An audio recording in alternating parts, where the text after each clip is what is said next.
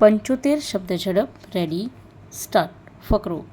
વડાપ્રધાન શ્રી નરેન્દ્રભાઈ મોદી તાજેતરમાં રાજકોટ આવ્યા હતા.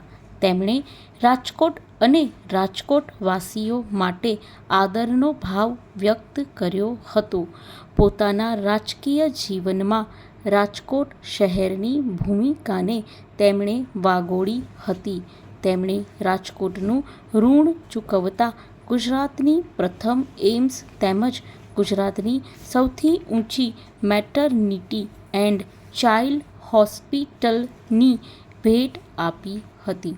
વડાપ્રધાનશ્રીએ દેશના વિવિધ ભાગો માટે રૂ48,000 કરોડથી વધુના વિકાસ પ્રકલ્પોનું ખાતમુહૂર્ત તથા લોકાર્પણ કર્યું હતું.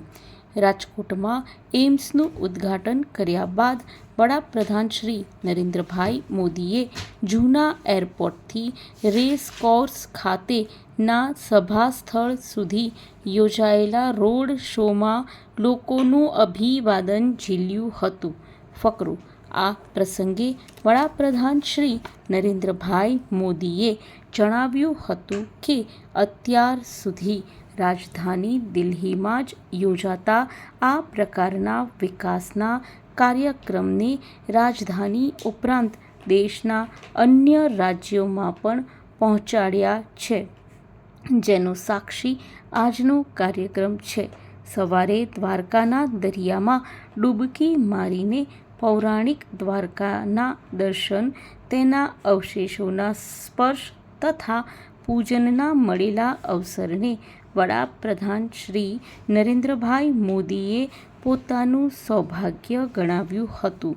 તે અનુભવ વિશે વાત કરતા તેમણે જણાવ્યું હતું કે હું ઊંડા પાણીમાં વિચારતો હતો કે એ સમય પ્રાચીન ભારતના વૈભવ અને વિકાસનું સ્તર કેટલું ઊંચું રહ્યું હશે.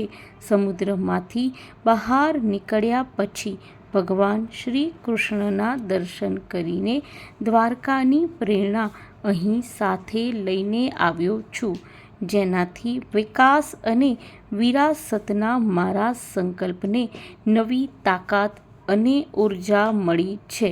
હવે વિકસિત ભારતના સંકલ્પ સાથે દૈવી વિશ્વાસ પણ જોડાઈ ગયો છે. ફકરો.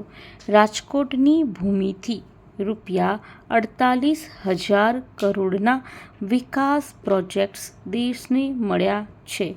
નવી મુન્દ્રા પાણીપત પાઇપલાઇનના શિલાન્યાસથી ગુજરાતથી કાચું ઓઇલ હરિયાણાની રિફાઇનરી સુધી જશે. રાજકોટ સહિત સૌરાષ્ટ્રને road, bridge, double railway track, આરોગ્ય, શિક્ષણ સહિત અનેક સુવિધાઓ મળી છે અને હવે એમ્સ પણ રાજકોટને સમર્પિત છે.